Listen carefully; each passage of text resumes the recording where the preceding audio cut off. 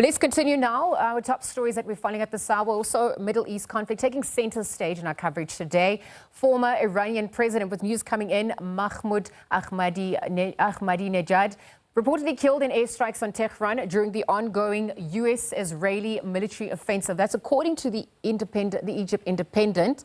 We'll also bring you some more information, of course, as it continues to unfold, and we can verify some of that information. But as we continue with our rolling coverage, breaking news also taking center stage, with the USA also issuing a communique. The U.S. Central Command confirming 3 U.S. service members have been killed in action. 5 are seriously wounded. It comes as a part of Operation Epic Fury unfolds. Several others sustained minor shrapnel injuries, concussions as well. And they are in the process of being returned to duty. Major combat operations, of course, continue. A response effort also ongoing. That's a part of the communique that they've issued there. Also saying that the situation is fluid. Out of respect for the families, they will also withhold additional information at this point, including the identities of the fallen warriors. That's until 24 hours after the next of kin have been notified. So we are monitoring the developments, of course, in relation to the escalations with the Middle East conflict there. Let's turn our attention now to our rolling coverage. We're also going to be chatting to Blake Sifton, SABC News reporter, joining us live from Dubai in the UAE. Blake, a very good afternoon. At this point, with the recent escalation, talk to us a little bit more about the security environment in the UAE and the wider Gulf region as we speak, the immediate impact that it's having on daily life.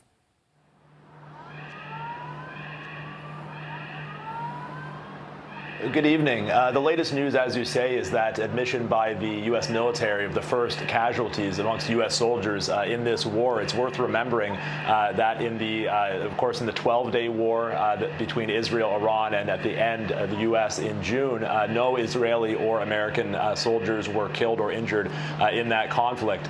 Here in the UAE, we have had a few rounds of interceptions today, loud booms echoing throughout the city, several rounds in the morning, and then another one in the afternoon. It's unclear whether those were intercepted drones or perhaps missiles. Of course, that follows some damage yesterday that from missile debris, interception debris, of course, falling on a hotel and also damaging part of the airport.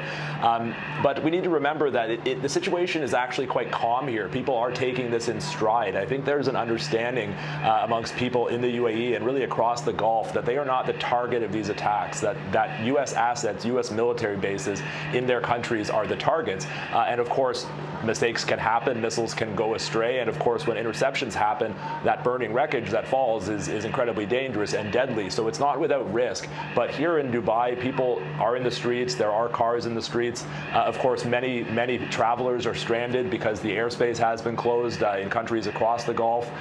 So it's causing quite a travel headache for many, and people are concerned, people are reaching out, foreigners here are reaching out for assistance to their governments. But compared to, say, the situation in Israel, and of course the situation in Iran, it is a much calmer situation here despite the violence.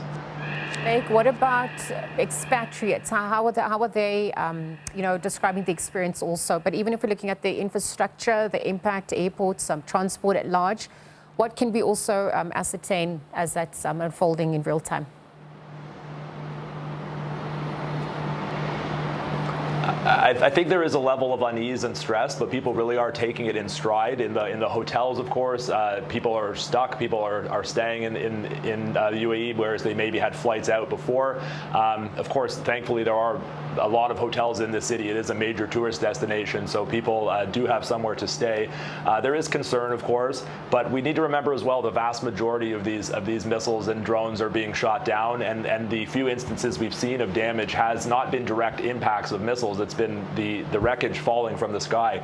So compared again to many places, it has been reasonably unscathed. But the place that's not unscathed today is Israel, where there was a direct hit in the city of Beit Shemesh, west of Jerusalem, on a shelter where at least 9 people have been killed and scores of others injured. It's not the first fatality in Israel in this conflict, but it is definitely the first mass fatality. So the situation there, of course, there's alarms throughout most of the day. People are in shelters there more often than they're not. And then, of course, the situation in Iran. The attacks are constant and continuing. The Israeli military chief of Defense Minister Israel Katz, as well as Prime Minister Benjamin Netanyahu, have both said that this campaign, this air campaign of attacks, will continue as long as is necessary. So there's no end in sight at this stage, no timeline. Blake, what are officials officially saying with the imminent hours that lie ahead in terms of navigating, what's going to happen overnight, just as we perhaps wrap and get a sense of what's transpiring on your end?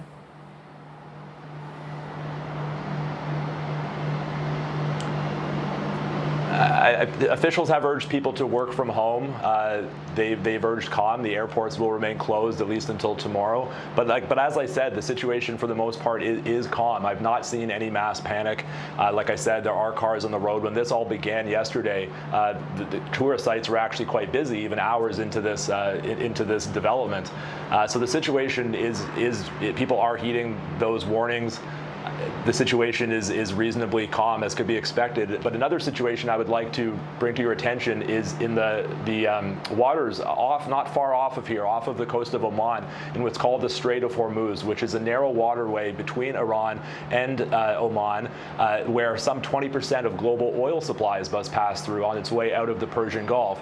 And throughout years of tensions, Iran has repeatedly threatened to close the Strait of Hormuz if they are attacked.